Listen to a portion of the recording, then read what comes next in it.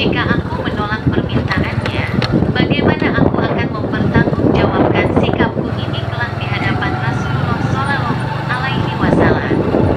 Sejenak tenggelam dalam kebimbangan. Akhirnya Atiyah berkata, marilah ikut ke rumahku dan saya akan memberi sesuatu kepada kalian. Mereka berjalan beriringan, dan ketika sampai di depan rumahnya, ia meminta wanita itu menunggu sesaat di depan pintu rumahnya.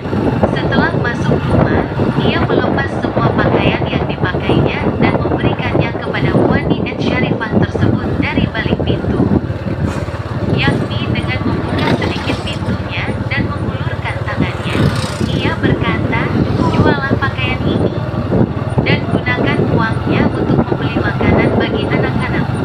Wanita itu sangat bergembira dengan pemberiannya itu, dan serta-merta berdoa, semoga Allah memberikan kepada tuan pakaian dan perhiasan dari surga, dan semoga setelah hari ini, tuan tidak lagi berhajat, memerlukan, kepada orang lain. Atiyah sangat gembira dengan doa wanita tersebut, dan mengaminkannya. Ia mencari kain sekedarnya yang masih ada di rumahnya.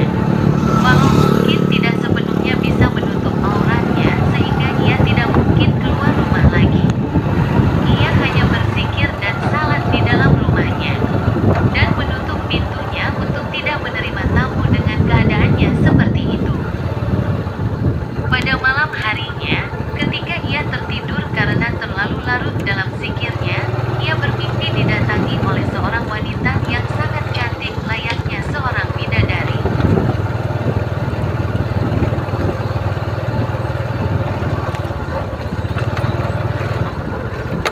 Tidak pernah ia